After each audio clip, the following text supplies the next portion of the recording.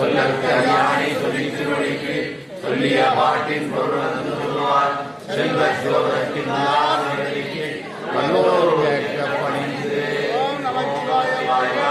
ஏனாதிநாதன் அடியாக்கும் அடியே கரைவழுந்தது நம்பி கண்ணப்பத்தடியே கடவுரின் கடையந்தன் அடியாக்கும் அடியே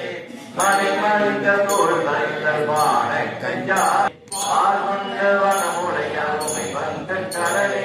மரவாது கண்டறிந்த சாக்கியக்கும் அடியே சீர்கொண்ட புகழ் வல்ல சிறப்புடிக்கும் அடியே செங்காட்ட முடிநேய திருத்தொண்ட கடியே